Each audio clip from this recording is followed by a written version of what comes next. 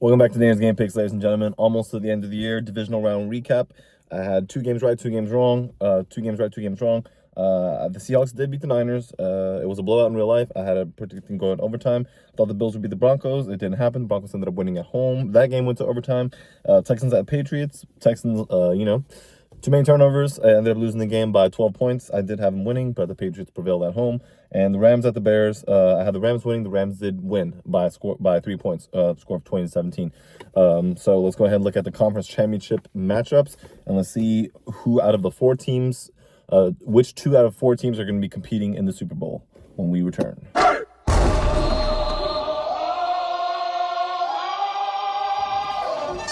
Okay, so first matchup is the AFC Championship. This is the 3rd time the Broncos have hosted the New England Patriots in the AFC Championship.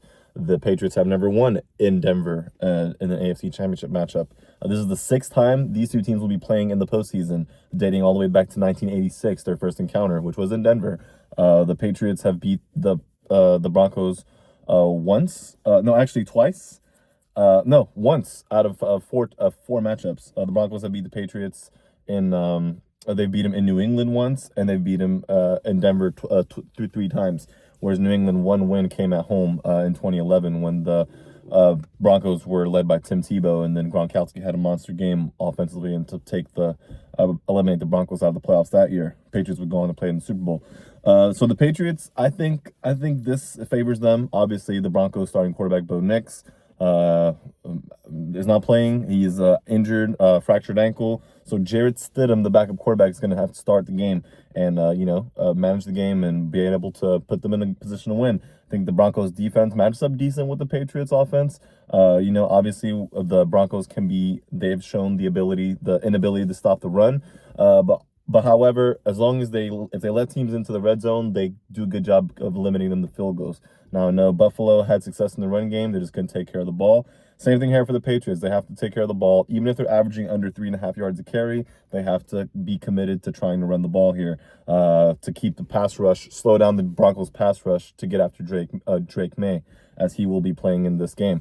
And as for the Patriots or the Broncos offense, they need to make sure that they design easy reads for Stidham so he can get the ball out of his hands quick, try to establish a run game. I know RJ Harvey and then they had J.K. Dobbins. He's still on the injury report. So it's going to be tough for them to generate offense. Marvin Mims was their big receiver last week against Buffalo, but he is like a special teams player and the 3rd receiver on the team, whereas Troy Franklin and Cortland Sutton are more of your primary targets. Evan Engram, tight end, didn't really catch a lot of targets last week either. So, excuse me, guys. So that's going to be a challenge for Broncos. They have to find a way to match up, create matchups for them going against this very savvy Patriots defense, which has been playing very well. Mike Vrabel's coached his team. Josh McDaniels, the Patriots offensive coordinator, using the backfield, Travion Henderson, the faster back, and Ramondre Stevenson, experienced veteran, but can run routes out of the backfield, great catching radius. So it's going to be interesting to see what the Broncos do or what the Patriots do. I think they go more 12 personnel, try to run the ball, be physical, play action. And I think the Broncos maybe do the same back to the Patriots. So we'll see there. It's going to be a challenge on the safeties and linebackers in this game. I think the Broncos have the better bunch, but then again, don't sleep on the Patriots. And I think so far the Patriots have done a lot of things right. I think it pays off for them. I think they go back to the Super Bowl. I think they win at Denver with a score of 30-21, marking Drake May's first quarterback of the 2024 draft class to make it to a conference championship. Caleb Williams not so far off, obviously, in the NFC. But on the NFC matchup, which is going to be Sunday at 6:30 Eastern, I didn't mention it, but the Patriots Broncos is a 3 o'clock Eastern time on Sunday or tomorrow. Rams at the Seahawks. Seahawks at home. This is the 3rd time these 2 teams have played in the postseason. The Rams are 2-0 over Seattle. Last one being in 2020 wild card round, when the Seahawks were the highest seed in the NFC West, and the Rams knocked them out. I think the Rams went to play the Packers in the divisional round that year, in which they lost. But the Rams, under Sean McVay, have a lot of playoff experience. I think these 2 teams during the regular season played very close games, came down to the last second. One small mistake here, one minor this game could go either way. I think the Seahawks at home should be more favored.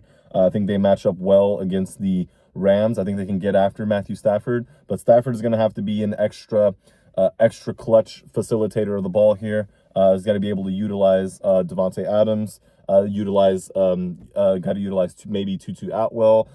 I think if the Rams go 12, 13 personnel, all of the tight ends have shown that they can catch the ball. And of course, Puka Nacua torched this Seahawks defense last time they played in week 16 of the regular week 16 and Thursday night of the regular season, where Nacua had over 200 yards receiving. So I think the Seahawks kind of key in on him. They'll leave the field open for the intermediate routes and other receivers. And Davante Adams has to prove he can catch the ball. He's had some drop issues in the postseason, but he's back where he is. He has never made it past the NFC Championship round, as he has made conference championships when he was in the NFC, part of the Packers. Didn't have much success with the Jets and the Raiders. And I think the Seahawks are very young. This is their time. This is similar to their Legion of Boom defense, which all the pieces came together in 2010, 2011, and parts of 2012 draft. And then their window was 2012, 2013 when they went to the Super Bowl through 2015. Obviously, they missed out on back-to-back titles, and they could go back and play the Patriots in the Super Bowl. And according to my predictions, that's what I'm going to go with. I think the Rams have a great chance. I like their chances. But on the road, it's going to be tougher for them. I just think this Seahawks 12th man crowd really makes an impact.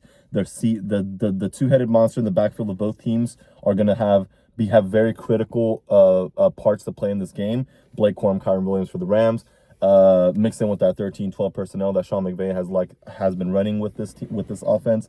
Well, same with the Seahawks with Zach Charbonnet and Kenneth Walker. I know other than AJ Barner, we don't hear much about the Seahawks tight end depth, but this team is structured very well, and Sam Darnold has to make sure he makes quick, good decisions. This Rams defense can pressure you. Jared Verse, Braden Fisk, Byron Young. Obviously, this is a experienced, good front. Kobe Durant. Look for Kobe Durant against Jackson Smith-Njigba. I think Kobe Durant is the one they're going to task with following him. Obviously, Quentin Lake, Cameron Kinchins. This is a secondary that can play. Emmanuel Forbes might be the weak link, though. He has played and defended more passes this season, but maybe that's someone Cooper Kupp can take advantage of, considering Kobe Durant and maybe a safety is going to be doubling in on Jackson Smith-Njigba. So that'll be interesting. That's what I think the Rams can do defensively. I think the Seahawks might want to take advantage of Forbes with Cooper Kupp, a veteran route runner, and who has experience in making a Super Bowl run, when he was former Super Bowl MVP as a member of the Rams. So he knows his defense. It's a little bit different from when he was there, but obviously he still knows them. He's familiar. He's familiar with Sean McVay. And Matthew Stafford knows how tough this Seahawks defense is, and they're going to bring everything they got this game. I do think the Seahawks win at home of a score of 35-32. And then next week we'll break down what the Super Bowl matchup is. We'll pick our team here. You guys have been rocking with me all season. This conference championships are both happening on the same day, Sunday. So we'll see how it goes. Patriots, Broncos.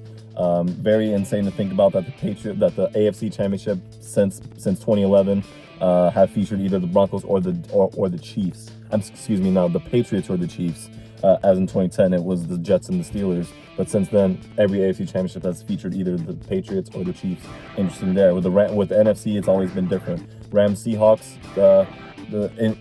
Two NFC West teams are placing in the championship game. So one team from the NFC West is going to represent the NFC. It's going to be interesting to see who that is. I think overall we're in for a good treat. So stay safe this weekend, guys. The games will commence tomorrow. I hope you enjoy them. And Naderade will break down what happened next week when the Super Bowl table has been set up. Enjoy your weekend. Have a good one.